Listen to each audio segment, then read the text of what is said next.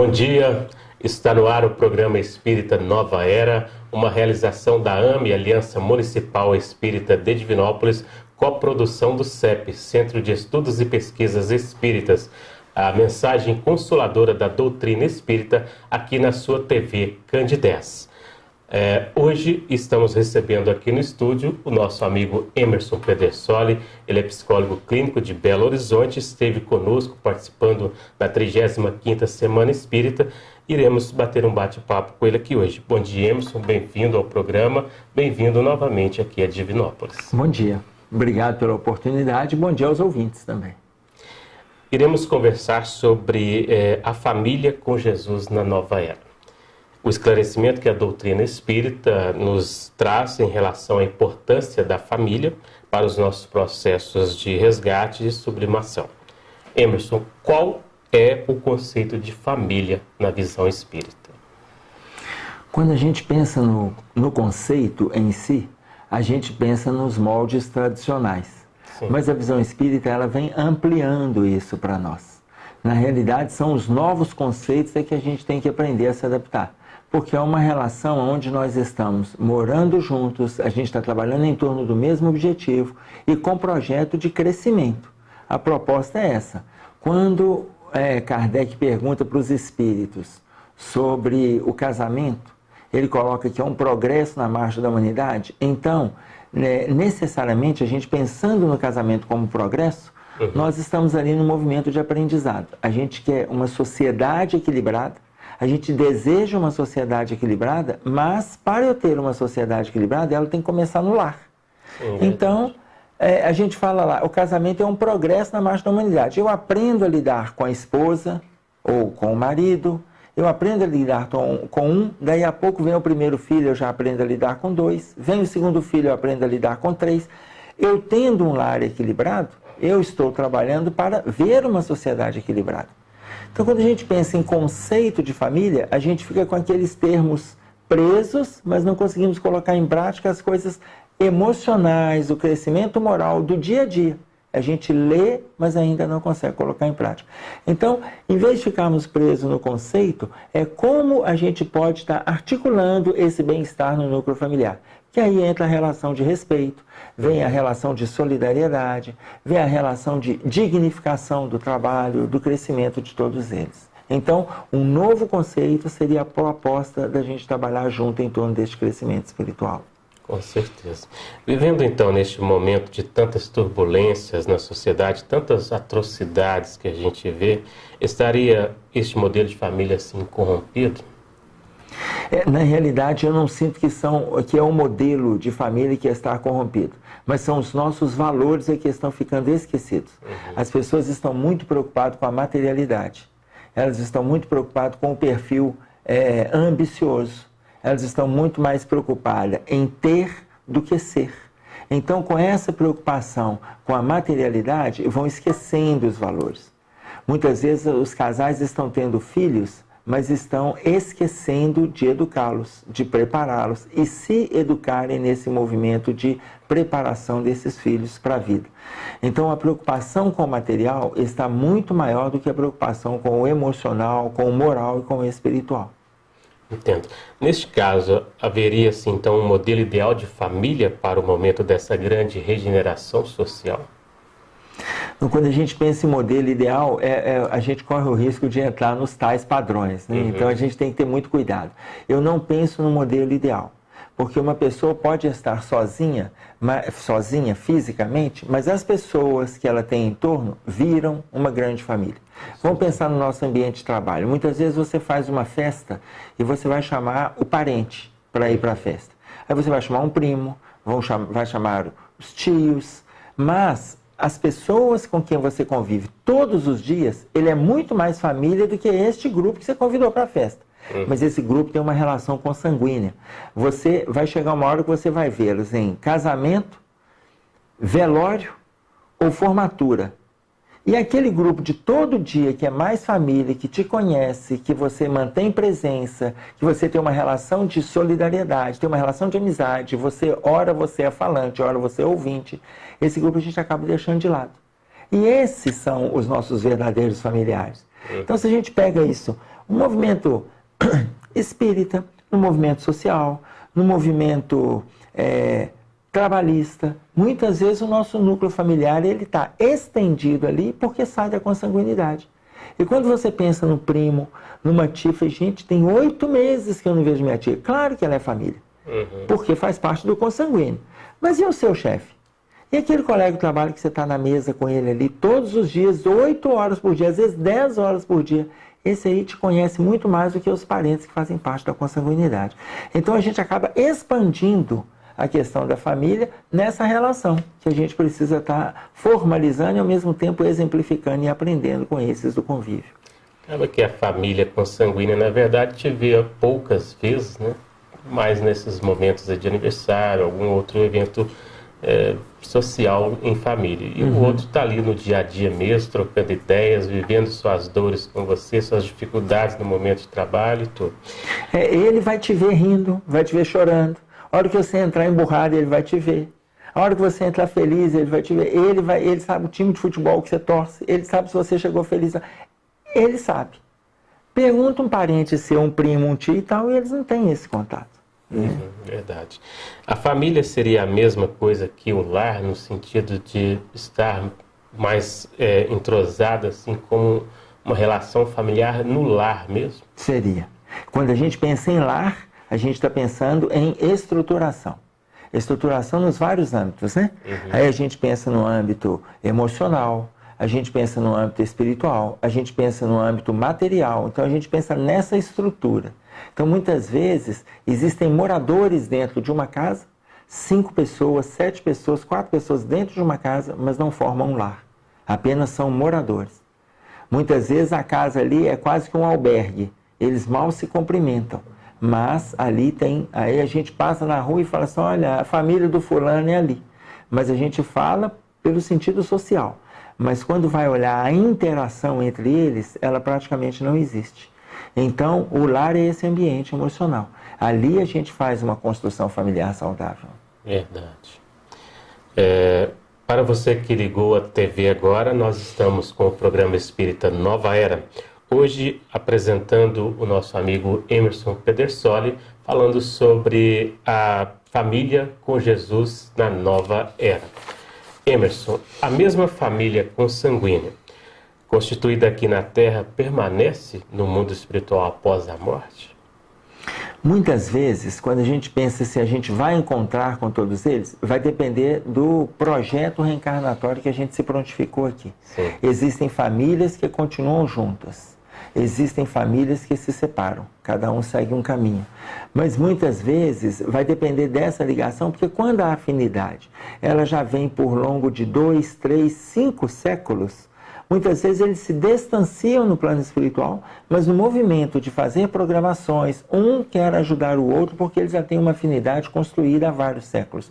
Basta a gente lembrar no livro Nosso Lar, para quem já teve a oportunidade de ler o livro Nosso Lar, quando a senhora Laura vai reencarnar, ela tem acesso a um fichário dos últimos 300 anos dela, aqui na Terra, do convívio dela e tal, e o Ricardo, que já está reencarnado, vai ser o marido dela novamente. E ele já vem como marido dela há várias encarnações, ele já tem uma grande afinidade e ela fala... com o André, com Lísias, que ela está programando a reencarnação dela e ela fala, o meu futuro marido já está encarnado, nós nos conheceremos no movimento espírita. E aí ela questiona, eles questionam, né? Mas você já sabe, não, a gente já está junto há várias encarnações. Nos últimos 300 anos, enquanto eu reencarnei e me casei, eu casei com ele. E a gente já está fazendo essa programação novamente. Então, é laço de afinidade que ele se estende, muitas vezes, pela eternidade. Agora, existem aqueles espíritos que não têm esse vínculo. Acaba desencarnando e cada um vai se desgarrando e cada um vai se atraindo pelos seus vínculos. Aí, muitas vezes, são vínculos morais, né? Não necessariamente os vínculos espirituais que a gente tem nesse movimento. Às vezes acontece até mesmo no plano físico aqui, a própria família se desagarra assim, não tem esse vínculo e às vezes se encontra esporadicamente, sem muita afinidade. Sim. Isso é normal também, né?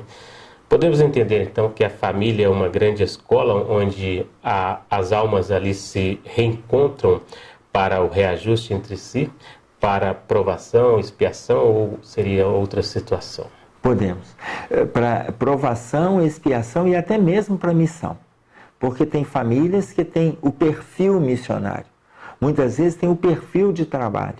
Todos vão se juntar numa atividade e todos estarão, pai, mãe, filhos, com esse objetivo. Então, quando a gente pensa só em provação e expiação, a gente diz, nossa senhora, eu vou ter que aguentar fulano. Vou ter que ouvir até, não sei quanto tempo isso vai demorar. E não necessariamente. Às vezes o movimento de aprendizado faz com que eles cresçam juntos, com que eles amadureçam juntos. E esse movimento de crescimento, de maturidade, vai trazer um movimento evolutivo, né? Vai trazer um progresso espiritual muito grande para eles. Então, a importância de estarem juntos aí também. E ninguém está junto por acaso também, né? Faz parte do processo reencarnatório. E aquele pai que é mais rígido para aquele filho é pela necessidade também do filho. Porque imagina se ele tivesse com um pai que fosse menos tão rígido assim, poderia não aceitar tantas coisas, né? Igual você colocou bem na palestra. Em Mateus, no capítulo 12, versículos 46 a 50, Jesus diz: quem é minha mãe e quem são meus irmãos, né? Qual conclusão podemos tirar dessa frase? Isso isso tem a ver com o que a gente já estava abordando, né? Quando coloca no início a questão da família universal, né? Porque ele não estava desrespeitando a mãe e os irmãos. Ele estava mostrando, tanto que na continuidade do versículo ele vai colocar: aqui está, ou aqui estão a minha mãe e os meus irmãos, porque são aqueles que fazem a vontade do meu pai. Quer dizer, ele dá um sentido novo para a questão da família, sem desprezar, mas são aqueles que compactuam com os mesmos sentimentos, compactuam com o crescimento, compactuam com a predisposição, com a luta, com o trabalho. Então, ele dá uma nova visão. Nesse ponto que a gente já estava citando, de encontrar com as pessoas que estão no nosso dia a dia, muitas vezes são esses os nossos familiares, que são aqueles que estão lutando conosco, estão trabalhando com a gente, estão acompanhando as nossas dores, entendendo a nossa alegria, dividindo a nossa tristeza. Então, é um jeito novo da gente observar o movimento família. No caso da colocação de Jesus, é ali atender a vontade do Pai, a vontade de Deus, né? Então, seria para nós aí até uma avaliação nova, né? Não significa um desprezo à família atual, mas a gente entender que ela pode expandir. São necessários também a gente olhar o outro como irmão, porque amanhã, numa nova oportunidade de reencarnação, podemos também estar reajustando com eles, né? Seria a família consanguínea fruto do acaso, nós conversamos, mas consequência do encantamento dos cônjuges, ou estaria ela planejada antes da reencarnação desses membros, né? Só para a gente esclarecer mais essa questão do processo reencarnatório. Tem algumas, não vamos dizer que todas as situações estão programadas, porque tem hora que a gente atropela algumas situações aqui, mas quando a gente reencarna, 4 situações estão programadas. A família que a gente vai ter, a pessoa com quem a gente vai se casar, a profissão que a gente deverá ter e a morte, o gênero de morte, a época. Então, são programações.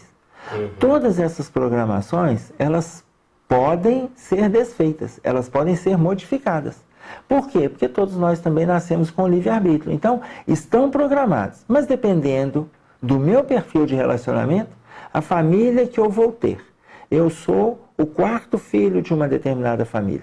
Mas os meus pais resolveram ter só 2 filhos. Então eu já não vou vir naquele lar mais. Ah, não, mas se decidiu ter 2, eu vou ser abandonado numa porta até entrar naquela casa. Não, muitas vezes eu não venho naquele lar. Vão outra oportunidade, eu vou estar vindo com eles. Ou eu posso vir próximo. Ou outra família passa a me receber. Já mudou o projeto. Entendo. Então, a pessoa com quem eu vou me casar, eu programei encontrar com essa pessoa com 25, 27 anos. Mas lá nos meus 15, 17, 19 anos, nos arroubos da adolescência, eu engravidei uma garota, aí meus pais ou os pais dela, naquele conflito todo lá, eu acabei me consorciando com ela, jovem. Quando chegar aos 25, 27, eu vou conhecer a pessoa que eu programei. Mas eu já estou consorciado com aquela ali que eu inventei. Então, eu estou com um problema. Né? Por quê? Porque aí começam as dificuldades de relacionamento. Eu estou atropelando algumas situações. Eu comecei lá na minha adolescência, hoje eu estou com 27 anos, tenho um filho de 10 anos e aí acabei conhecendo a garota que eu programei. Então, quer dizer, algumas situações aí, essa situação que eu estou citando de exemplo, o André Luiz descreve muito bem lá no livro Os Mensageiros, quando fala sobre o caso de Otávio. Ele programou para vir solteiro, chegou aqui, ele inventou que ele ia casar. Rapaz, e aí, quer dizer, não foi só uma invenção, o médico colocou para ele que ele podia estar fazendo esse movimento, né, porque ele não tinha experiências sexuais, onde já se viu um jovem forte, saudável e tal. Ele começou a ter experiências sexuais, só que ele programou vir solteiro, trabalhar com mediunidade, cuidar dos 6 irmãos mais novos, enfim. Ele mesmo atropela o movimento reencarnatório dele. Então, ele fez esse processo de mudança. Aí a gente pensa lá, tá tudo programado, a família? Tá, mas pode ser modificado. O casamento está programado? Tá, mas pode ser modificado. A profissão, o Livro dos Espíritos coloca assim, tem pessoas que vieram programadas para ser que vieram programadas para serem grandes operários. Uma pessoa programou para vir operário, chega aqui e se mete a ser poeta. E passa a encarnação inteira sendo um mau poeta do que ser um grande operário. O que ela fez? Modificou a questão profissional. E o gênero de morte? Basta a gente olhar as viciações que estão por aí. Então a pessoa se envolve com álcool, se envolve com cigarro, se envolve com excesso de toda ordem, se envolve com noitadas. Ela estava programada viver até 68 anos. Quando chega a 53, desencarna. Quer dizer, ela antecipou. Então, são movimentos de mudanças que a gente vai fazendo. Então, tem programação? Tem. Mas a programação não significa rigidez. A programação significa liberdade. É uma condução que a gente pode dar. Mas a gente tem liberdade de também não dar essa condução. Então, vai depender do nosso livre-arbítrio, hein? É verdade. Faz parte da gente compreender também a mensagem que a doutrina nos traz, fortalecendo esses laços, para a gente entender também, não sair atropelando as coisas e codificando os nossos percursos, né? Muito interessante também. Que mensagem você poderia deixar para os nossos telespectadores, fortalecendo esse compromisso familiar, fortalecendo assim essa vivência em família, esse norte, para que as pessoas compreendam melhor o que é realmente estar em família? Estamos apresentando aqui o programa Espírita Nova Era, uma realização da AME, coprodução do CEP, recebendo hoje o Emerson Pedersoli. Emerson, como ficaria a postura dos pais mediante aos filhos homossexuais? Olha, tem 2 maneiras de ver. A gente tem a postura dos pais, cujos filhos fazem essa escolha, e aí, num primeiro momento, quando esses filhos são jovens, eu procuro colocar para os jovens, para eles não atropelarem as escolhas. Muitas vezes eles tomam essa decisão e eu peço a eles que esperem um pouco mais. Já que eles estão por decidir, espera para ver se é isso mesmo e não se aventurar em situações onde muitas vezes eles podem se arrepender depois. Porque hoje a gente está com garotos de 12 anos, de 13, de 14, que estão tomando essas decisões muito mais pela influência da mídia do que necessariamente uma autoavaliação e um autoconhecimento. Então, eu costumo pedir a eles que aguardem um pouco nessas escolhas para lá na frente eles terem segurança das decisões que eles estão tomando. Então, eu coloco que existem 2 visões. Primeira, dos filhos que estão tomando essas decisões. A segunda, dos pais, que precisam aprender a entender, a respeitar o momento desses filhos. Isso não significa acatar, significa abrir espaço para um diálogo. Porque quando a gente fala em abrir espaço, os pais já estão com dificuldade de sentar com os filhos e conversar com eles. Então, quando os filhos chegam e falam dessas escolhas, muitas vezes a dificuldade é dos pais de ouvir. Eu lembro uma vez que eu estive conversando com a minha filha, ela estava com aproximadamente 19 para 20 anos e ela estava com dificuldades no relacionamento dela. E era um relacionamento heterossexual, mas eu precisava de trocar ideias com ela sobre o relacionamento. Saímos da universidade, eu saí do trabalho, passei na universidade para buscar e falei com ela assim, filha, vamos aproveitar para a gente conversar, porque eu estou sentindo que você está tendo dificuldades no seu relacionamento. Aí ela falou assim, pai, podemos conversar, então vamos. Aí eu dei as voltas e tal, né, em vez de ir direto para casa. Ela falou assim, eu falei assim, pai, ela me perguntou, o que você quer conversar? Não, filho, deixa eu te fazer uma pergunta. Você já está tendo envolvimento sexual? Você já está transando com seu namorado? Ela falou assim, pai, mas logo isso? Eu falei, filha, vamos conversar? Ela falou, pai, então você tem que me prometer 2 coisas. Eu falei, não, você tem que me prometer uma coisa. Eu falei, qual coisa? Eu converso com você sobre isso, mas você não conta nada para a mamãe, não? Não, filho, não conto nada para sua mãe. Então, vamos conversar. E a gente foi conversando sobre o assunto. E aí, quando chegamos em casa, minha esposa falou assim, ué, vocês demoraram? O que foi? O trânsito que estava... Não, eu resolvi dar umas voltas, a gente foi conversando. Mas isso, minha filha já tinha entrado para o banho. Mas sobre o que vocês conversavam? Não, eu perguntei para ela se eram namorados, se estão tendo relacionamento sexual. Minha esposa falou, você perguntou assim? Eu falei, foi, mas desse jeito foi, mas desse jeito.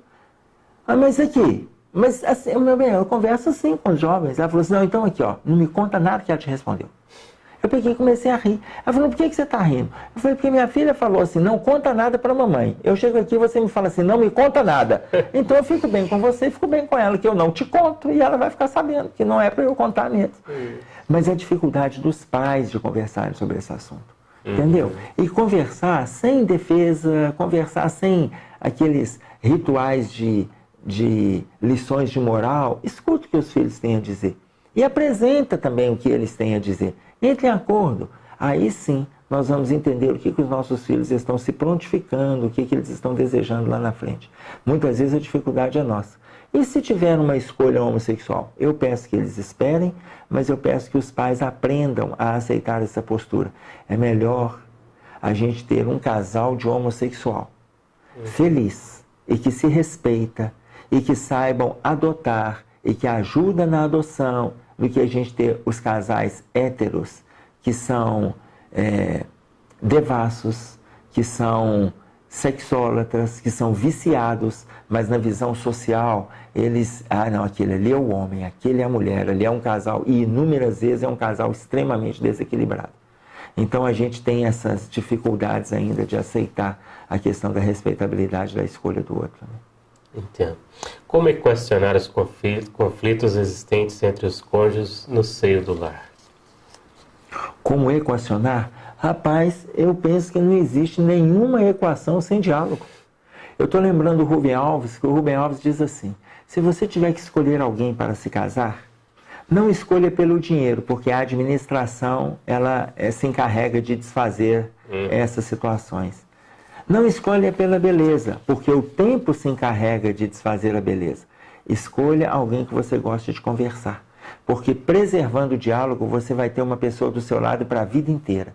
Mas se não tiver diálogo, essa relação tende a acabar muito antes da sua imaginação construir uma relação saudável.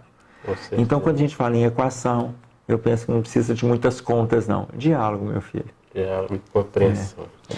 Bom, que mensagem você deixaria para os nossos telespectadores aqui da TV Candidez? Eu vou deixar uma historinha. Um homem tinha 3 amigos. Ele dava sua vida para estes 3 amigos. Certa vez ele foi convidado pelo Tribunal da Própria Consciência a participar do seu julgamento.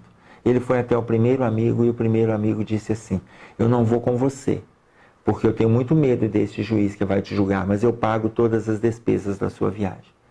Sem perder a esperança, esse homem foi até o segundo amigo. O segundo amigo falou assim, olha, eu também tenho medo desse juiz que vai te julgar, mas eu te levo até a porta do tribunal e você entra sozinho. Meio desolado, ele foi até o terceiro amigo. E o terceiro amigo disse assim, eu vou com você. Eu vou me sentar junto de você e se for preciso eu entro na sua defesa. Os 3 amigos deste homem, quando a gente é convidado pelo tribunal divino que está dentro de nós, no momento da morte, na autoavaliação, na questão consciencial, os 3 amigos, o primeiro é o dinheiro, é aquele que paga todas as despesas da nossa viagem, paga o caixão, paga as flores, paga o túmulo e ainda sobra para quem quiser brigar. É o primeiro amigo que a gente tem na Terra. O segundo amigo é aquele que leva a gente até a porta do sepulcro e nos enterra, é a família. O terceiro amigo é aquele que nos acompanha e senta do nosso lado, são as boas ações. Então, este é aquele amigo que Emmanuel coloca assim, o bem que você fizer em toda parte é seu advogado de defesa em qualquer lugar. É o terceiro amigo. Então, aproveitemos a nossa oportunidade, façamos o melhor que a gente puder. junto da família consanguínea, junto da família universal. Muito bem, nós agradecemos ao Emerson pela participação conosco aqui. Muito obrigado mesmo. Que Jesus abençoe sempre você. O programa Espírita Nova Era, uma realização da AME Aliança Municipal Espírita de Divinópolis, vai ao ar todo sábado às 9h30 na TV Candidez, com reprise toda terça-feira às 7 horas da manhã. Agradecemos a todos pelo carinho da audiência, um bom dia e até o próximo programa.